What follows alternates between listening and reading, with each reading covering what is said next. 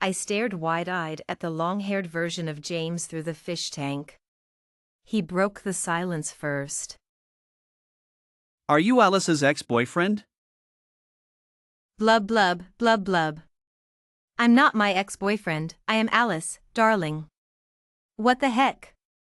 I forgot I'm a fish now, unable to speak, only capable of blowing bubbles. Your transformation into a fish might be related to this headpiece? Huh? It can't be that fantastical, can it? James shook the green fish headpiece, his attractive eyebrows slightly furrowed. Alice mentioned you're around my age. What made you do something so childish? Childish? He must be referring to the time I wore this fish head and flipped him off while waiting at the traffic light. I suddenly understood why James mistook the me in the car back then for my ex-boyfriend. I had previously asked a friend to pretend to be my boyfriend in front of James, and my friend was driving this very car, which I had borrowed. I just wanted to test James's reaction, thinking it wouldn't matter. Turns out he remembered. Even my ex-boyfriend, he remembers. He must have feelings for me. Honestly, I don't get it. When others travel through time, even if they don't become human, they at least turn into some kind of mythical beast or cute kitten. At worst, being a snake is still cool. Why did I have to become a fathead fish destined for the kitchen? But at least I have a handsome guy with me. In all the years I've known him, the days we've genuinely spent together probably don't add up to more than these past few days. James looks incredibly handsome in his dragon robe. Sigh. I thought I could just muddle through my days as a fish. But soon, I wasn't so comfortable anymore, because the palace where I stayed had a constant stream of beautiful women coming and going every day. The unfortunate emperor possessed by James had a harem of 3,000 beauties, with Diana holding the highest rank, almost reaching the status of empress. So, she frequented the palace the most and stayed the longest. Your Majesty, will you visit me at the Chishia Palace tonight? Every time she entered, she would throw herself into James's arms, boldly asking if he would visit her. Her uninhibited behavior. I could only feel envy. Narrator, tone, serious. The fish was perplexed. Honestly, I don't get it. When others travel through time, even if they don't become human, they at least turn into some kind of mythical beast or cute kitten. Why did I have to become a fathead fish destined for the kitchen? Narrator, tone, serious. But at least there was a handsome guy with the fish. In all the years I've known him, the days we've genuinely spent together probably don't add up to more than these past few days. James looks incredibly handsome in his dragon robe. Sigh. Narrator, tone, serious. The fish thought it could just muddle through its days. But soon, it wasn't so comfortable anymore, because the palace where it stayed had a constant stream of beautiful women coming and going every day. The unfortunate emperor possessed by James had a harem of 3,000 beauties, with Diana holding the highest rank, almost reaching the status of empress. Narrator, tone, serious. So, she frequented the palace the most and stayed the longest. Every time she entered, she would throw herself into James's arms, boldly asking if he would visit her at the Chishia Palace tonight. Her uninhibited behavior. The fish could only feel envy. Before I could figure it out, James, with great determination, found out the mastermind behind it all within 3 days. It was Olivia, the main consort of the Changle Palace. Diana personally brought her in, swaying her hips with satisfaction. With my keen senses, honed by watching empresses in the palace at least 20 times, I could tell Olivia was definitely a favored consort. Sure enough, from her back, she looked like a graceful beauty. But James should still remain unmoved, huh? James, what are you doing? Why are you touching her face? So, you've been single all these years not because you don't appreciate beauty or because you're not interested in women, but because you haven't met your destined true love at first sight? That person might be the mastermind behind harming me, the fish. Aren't you afraid she'll act up again and harm you too? Seeing James's focused and affectionate gaze, I felt like my swim bladder was about to burst. But when Olivia turned her head and I saw her face, I couldn't help but be stunned. Her hair was piled high like clouds, with almond-shaped eyes and a lotus-like face. She actually had a face that looked just like mine. Wait, to clarify, she had a face very similar to Alice's. I could feel James was also lost in thought. I don't know if it's because my senses became more acute after changing species, but I could hear his low murmur from afar. Alice, did you come here too? Were you there that day? He was so gentle, I could cry. I suddenly realized that might be his exclusive tone when talking to me. My non-existent nose felt a bit sour. So, this is how he is when facing me? No arrogance of a high-ranking person, no calmness towards ordinary people, no casualness when alone, but gentle and cautious. A strong sense of bitterness suddenly welled up from the depths of my heart, and it felt like an invisible hand was choking my neck, making it hard to breathe. At this moment, I couldn't help but wonder if I was the fool all these years, blinded by my own feelings. Olivia's cold response pulled my consciousness back from the past. Wasn't it your Majesty who ordered Henry to bring me here? What do you mean by that day and there? I don't know what your Majesty is talking about. She's a cold beauty. The unfortunate Emperor's taste is like a replica of a heartless dragon. James also came to his senses. He lowered his head for a long time before speaking. This was found in your palace. As he spoke, a female official holding some spicy herbs knelt in front of Olivia. Seeing the familiar sachet, Olivia's face visibly paled. She coldly glanced at the arrogant Diana and said even more coldly, Your Grace, you are quite the schemer. This sachet is mine, but as for the spicy herbs inside, I'm sure you know better than I do where they came from. Oh, a counterattack. I immediately gathered myself, swishing my tail to get as close to the water's surface as possible. Is the most exciting part coming? Is it finally time for the palace intrigue I've been waiting for? Whether she's being framed or not, Diana must have a backup plan and will start countering, right? Conan-style chin stroke. As I expected, Diana wouldn't just sit and wait for her doom. But just as she was about to speak with her head held high, James spoke first. No need for you to argue. Henry, you explain. Henry, standing by, politely bowed and responded. Yes. Lady Olivia's maid, Lily, and Lady Diana's maid, Sophia, both came from the same training school. They had a falling out over their palace assignments and have had no contact since each serving their respective mistresses. Later, when Olivia punished her maid, Sophia found out and offered Lily an olive branch, saying that if she was willing to work for Diana, she could arrange for her to work in the palace of the kind-hearted Emily. Lily was tempted and naturally complied. Therefore, the spicy herbs in Olivia's sachet were placed there by Lily under Sophia's instructions, as ordered by Diana. Me? That's it? Where's my exciting palace intrigue, the intense back and forth between the two main consorts? Did you just fast forward through it?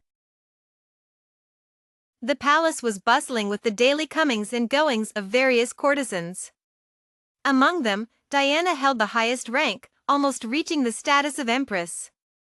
Her frequent visits to James's palace, where she would throw herself into his arms, were a common sight. Hopeful, Your Majesty, will you visit me at Chishia Palace tonight? James, looking incredibly handsome in his dragon robe, remained silent, seemingly lost in thought. Smiling, Your Highness, you just won't give up, will you? Fortunately, His Majesty is wise. This morning, he had Sophia and Lily taken to the inner palace. Otherwise, I would have been accused of slandering you. Your Highness, didn't you notice that you were missing people around you? Diana's face changed color at these words. Terrified, I clearly instructed Sophia to leave the palace. Unfriendly, your excuses won't work this time, Your Highness. Even as a fish, I couldn't help but feel a shiver run through me. Desperate, Your Majesty, it must be Sophia framing me. I truly had no knowledge of this. Angry, fool. I couldn't help but wonder how Diana, with her peculiar brain, managed to become a noble consort. Sophia was her right-hand woman. No one would believe her excuses, no matter how much she explained. Impatient, Henry, how should we punish her? Serious, Your Majesty, it is appropriate to revoke her seal, strip her title, and confine her to her palace without permission to leave. No matter how much Diana cried and struggled, she was eventually demoted and confined. When it came to Olivia, she was much more dignified than Diana. Mistreating palace staff wasn't a serious crime. Henry suggested a month's confinement for reflection, but James, looking at her face, nonchalantly ordered her to copy texts twice and let it go. I blew several melancholic bubbles. James, do you spoil me because you like me, or do you still see me as a sister? Relieved, you are quite enviable. Enviable because I'm just a fish without 3,000 beauties. Friendly, I have someone in my heart. The harem beauties are just a burden. Darn it, don't think I won't scold you just because you're handsome. Serious, I don't know how long this will last. I seem to miss her very much and want to see her. My gills flared even more, but my tail, which had been swishing angrily, suddenly stopped. Wistful, but she doesn't seem to like the real me. She probably never will. Just as he finished speaking, Henry's voice came from outside. Serious, Your Majesty, the noble consort has fallen into the water. Serious, well, I have to go to work. I stared blankly at the green fish head cover not far away. I didn't know if it was the lingering effect of the spicy herb or James's unexpected words, but I felt a bit sleepy and dozed off again. Honestly, I don't get it. When others travel through time, even if they don't become human, they at least turn into some kind of mythical beast or cute kitten. At worst, being a snake is still cool. Why did I have to become a fathead fish destined for the kitchen? But at least I have a handsome guy with me. In all the years I've known him, the days we've genuinely spent together probably don't add up to more than these past few days. James looks incredibly handsome in his dragon robe. Sigh. I thought I could just muddle through my days as a fish. But soon, I wasn't so comfortable anymore, because the palace where I stayed had a constant stream of beautiful women coming and going every day. The unfortunate emperor possessed by James had a harem of 3,000 beauties, with Diana holding the highest rank, almost reaching the status of empress. So, she frequented the palace the most and stayed the longest. Every time she entered, she would throw herself into James's arms, boldly asking if he would visit her at the Chishia Palace tonight. Her uninhibited behavior. I could only feel envy. For the next few days, all I heard was news of James staying overnight at Changal Palace. I was already numb. So, I decided to live my own little life. After so many days of understanding, Grace finally figured out how she managed to survive until now. As the niece of Margaret and the Emperor's cousin, she had a noble status and a powerful family. Whenever she got into trouble, she had the two most esteemed people in the world to cover for her. She wasn't very bright, so who would bother to scheme against her? The chubby fish was fine, and according to the usual palace drama routine, I figured my house arrest would be lifted soon. Sure enough, on the night of the Mid-Autumn Festival banquet, Margaret found an excuse to notify Grace that her house arrest was lifted. Logically, I should have been happy, but for some reason, I suddenly lost the desire to reunite with James. The banquet was set in the Wenxiang Hall by the Tay Pool, and by the time Grace arrived, it was already filled with the fragrance of flowers and the rustle of silk. The lively chatter and clinking of glasses made it hard not to think of the prosperous Tang dynasty described in history books. This emperor of the Great Qi, surprisingly, was quite good at governing. Margaret truly doted on Grace and was very kind to me. But James sat there with a stern face, not saying a word, as if Grace owed him millions. Fine, I am Grace now, so I will endure. The days of my fishy existence took a strange turn when I encountered James, a handsome man who seemed out of place in this ancient palace. While others transformed into mythical beasts or cute kittens, I ended up as a fathead fish destined for the kitchen. Yet, James's presence made it bearable. Look at you, Alice! Even as a fish, you're quite a sight. Oh, James, you always know how to make a fish feel special. The palace was a revolving door of beautiful women, each vying for James's attention. Diana, the highest-ranking concubine, was the most frequent visitor. James, will you visit me at Qixia Palace tonight? Her bold advances only made me envious. Honestly, I don't get it. When others travel through time, even if they don't become human, they at least turn into some kind of mythical beast or cute kitten. At worst, being a snake is still cool. Why did I have to become a fathead fish destined for the kitchen? But at least I have a handsome guy with me. In all the years I've known him, the days we've genuinely spent together probably don't add up to more than these past few days. James looks incredibly handsome in his dragon robe. Sigh. I thought I could just muddle through my days as a fish. But soon, I wasn't so comfortable anymore, because the palace where I stayed had a constant stream of beautiful women coming and going every day. The unfortunate emperor possessed by James had a harem of 3,000 beauties, with Diana holding the highest rank, almost reaching the status of empress. So, she frequented the palace the most and stayed the longest. Your Majesty, will you visit me at the Qixia Palace tonight?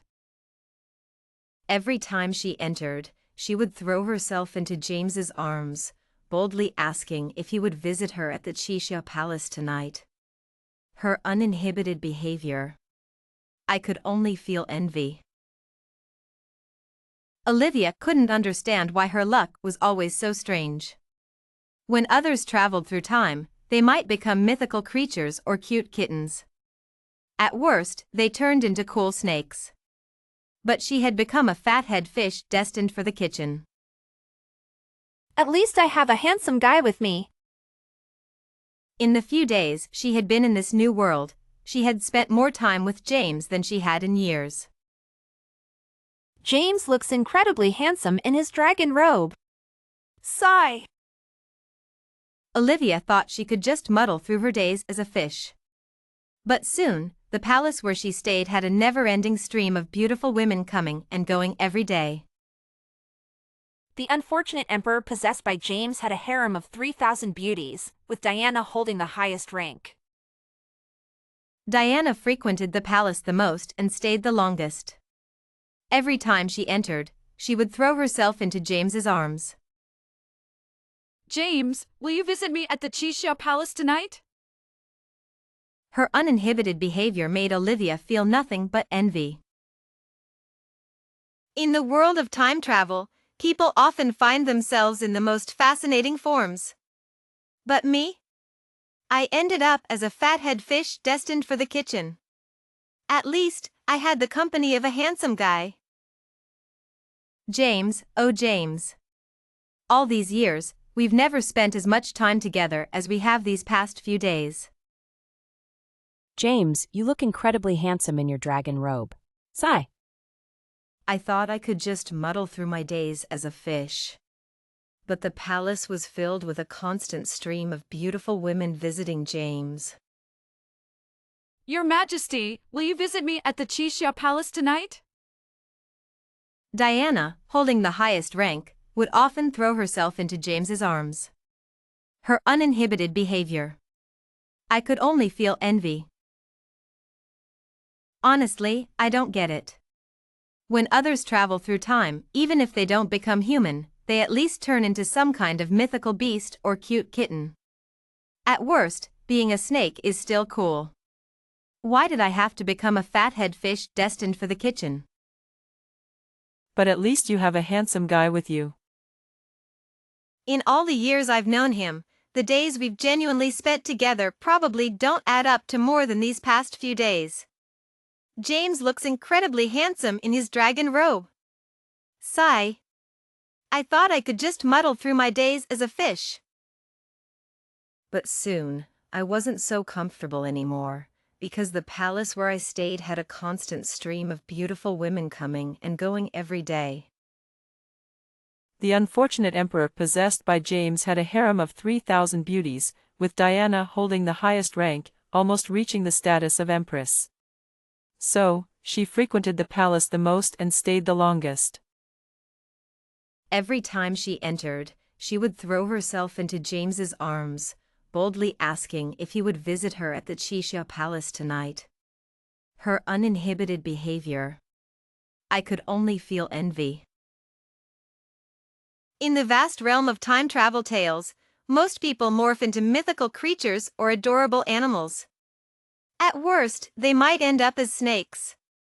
But why, oh why, did I have to become a chubby fish destined for the kitchen?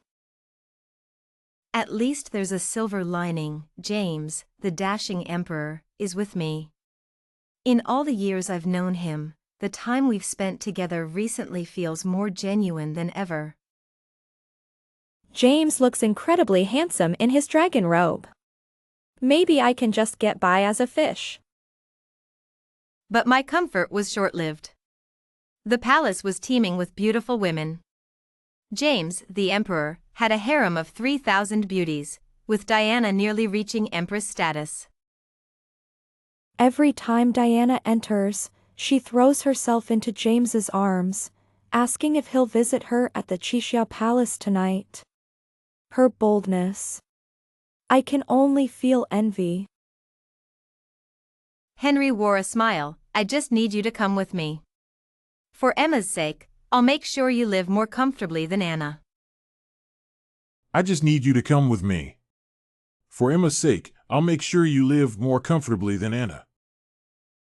I forced myself to stay calm. If I disappear today, people from the palace and Edward's mansion will look for me. They'll definitely trace it back to you.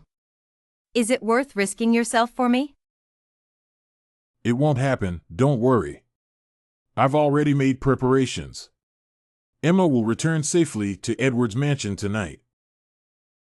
He smiled slightly and snapped his fingers. Two men in black appeared from behind a stone tomb, carrying an unconscious woman dressed just like me. As I expected, it was Olivia from the palace. Hannah, is your person? You're not entirely foolish. I took a deep breath and gritted my teeth. You want to use Olivia to replace me? Even though we're twins, I've been ill for over a decade. Our appearances and physiques are vastly different.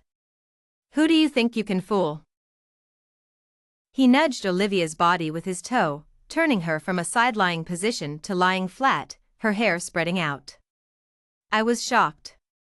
In less than a month, Olivia's once plump and charming face had become gaunt, her cheeks sunken, making her look as frail as my long ill body, almost indistinguishable. How about it? Can she fool them? Henry seemed to find my forced calmness amusing. He wasn't in a hurry to swap our identities and even thoughtfully guided me through the process. Are you going to say that Anna has been in the palace for so many years? How could she replace you, an untouched maiden? Henry's expression was unpredictable. One moment he was reminiscing with a smile, the next he was cold and menacing. She harmed my Emma for so many years and still wants to be my woman? Ha! No one but Emma will ever share my bed. This man really thinks of himself as an ancient emperor. Henry casually kicked the unconscious Olivia and then glanced at me sideways. If she didn't have a face like Emma's, I would have made her pay 1,000 times over for harming Emma. Now that you're in Emma's body, she's useless. She wants to be empress? I'll grant her wish. She doesn't just want to be empress, she wants to be your empress. For some reason, a wave of sadness washed over me, and I stopped resisting. I'll go with you. My people are everywhere. Don't try any tricks. I shook my head. If you care about Emma as much as you say, you won't harm me. I understand that much.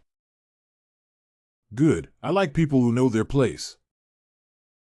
As I tidied Olivia's appearance under Henry's direction, I felt her hair, which was damp. My heart sank.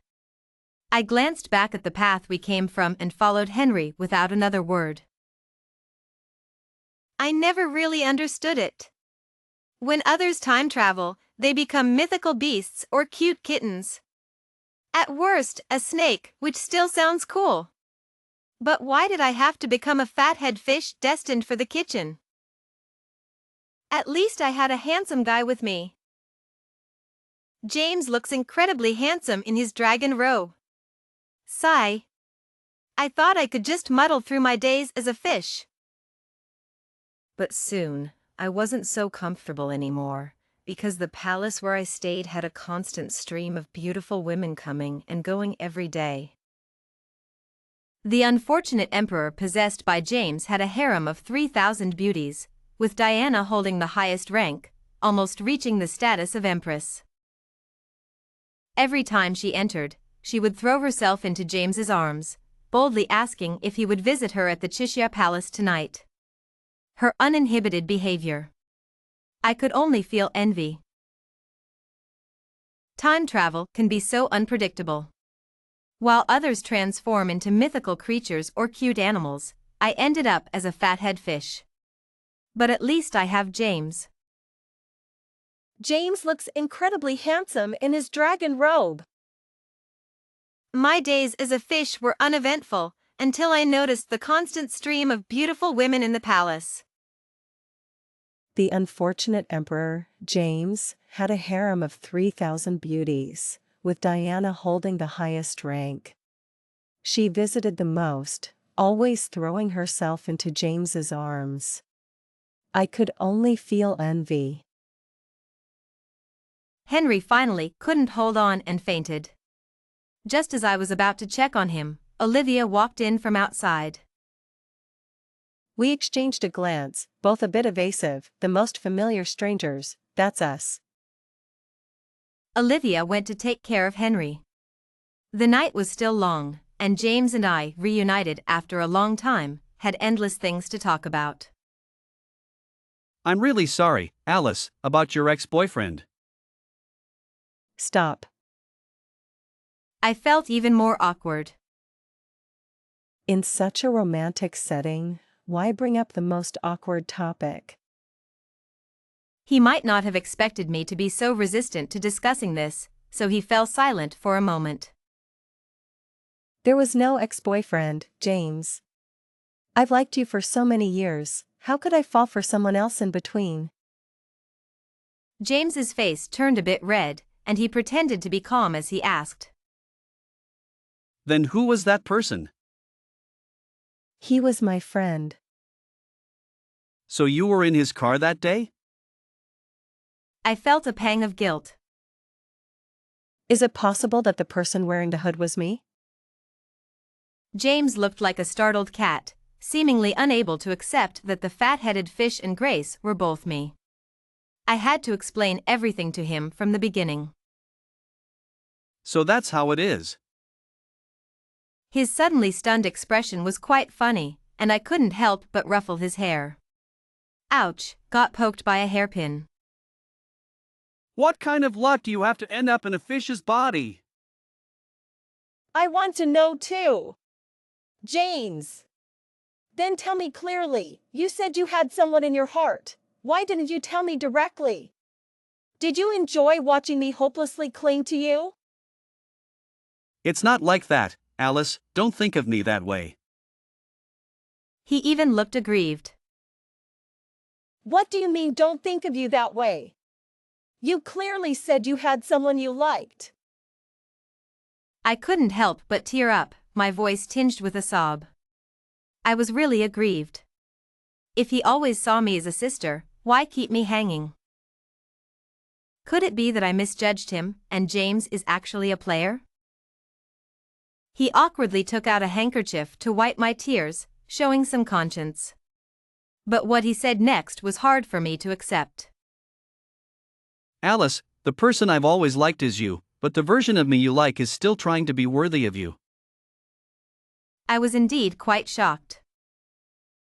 Help me to the pavilion to sit for a bit, I'm tired of standing. Receiving so much information in such a short time made me dizzy. As James said, I knew too little about him. I only knew he came from a poor family with deceased parents, and he mostly relied on state aid and part-time jobs to support his studies in life, so I always admired and appreciated him, willing to cheer for his achievements.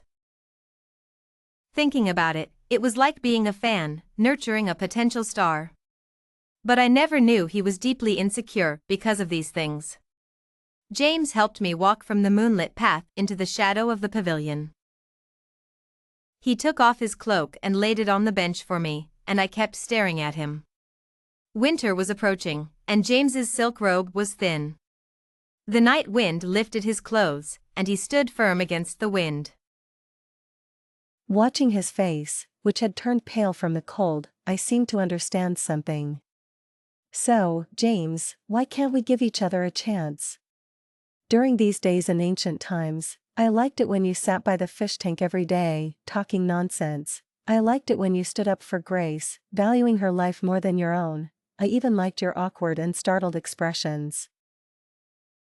If these are the parts of you didn't want to show me, I can tell you clearly, in my eyes, you have always been you, and my feelings for you have never changed because of your changes. We clearly have mutual feelings, so why do you keep me at arm's length? And why do you think you're not worthy of me? Honestly, I felt heartbroken and hurt. James would rather curl up in a corner of his cage, licking his wounds and letting the thorns in his heart grow wildly, than take a single step out. Just one step, and I could reach his hand.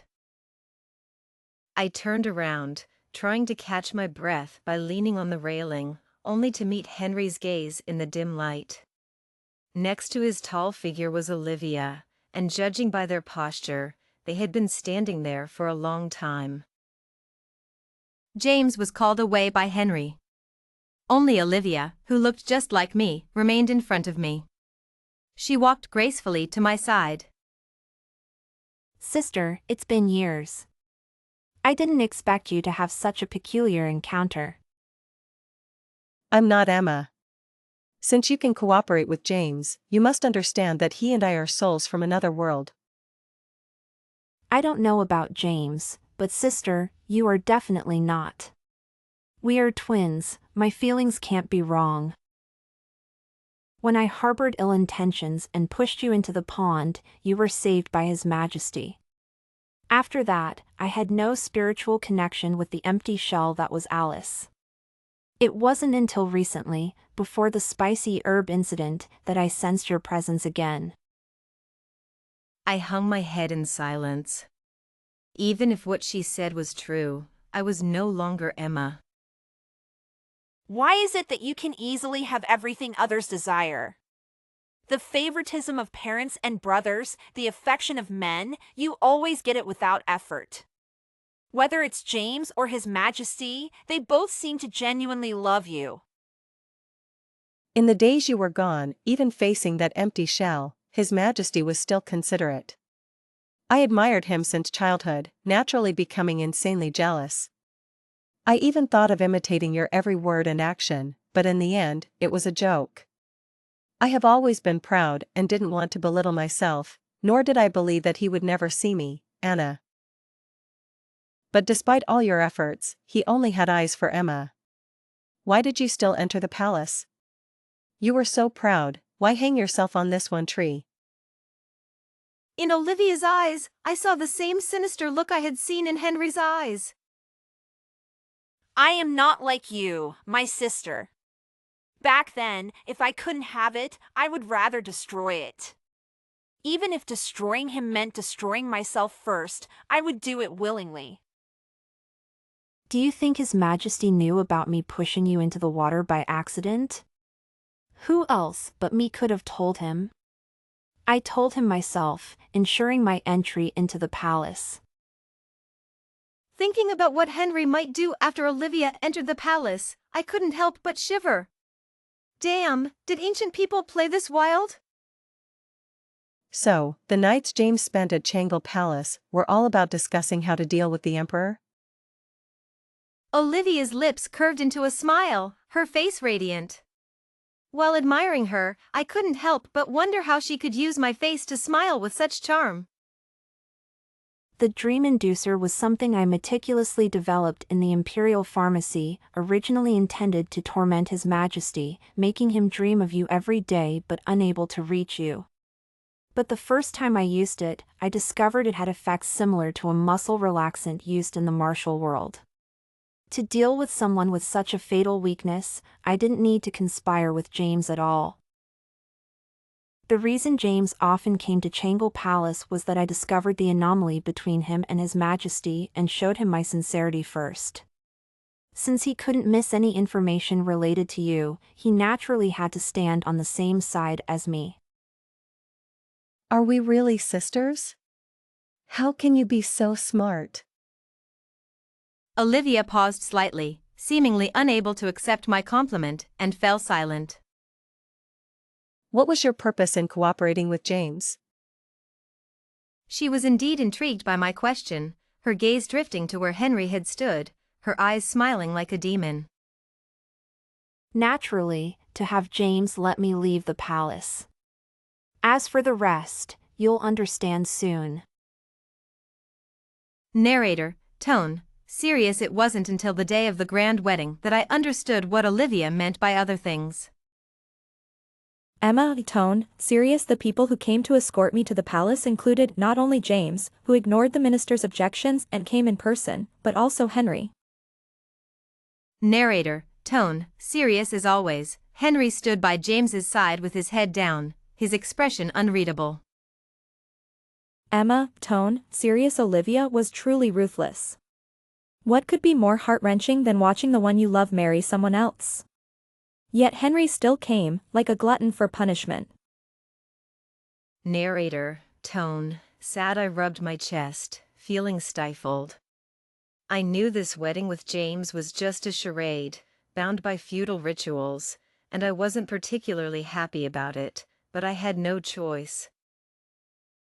Emma, tone, sad. After all, compared to the familiar strangers at Edward's mansion, I did prefer being with James.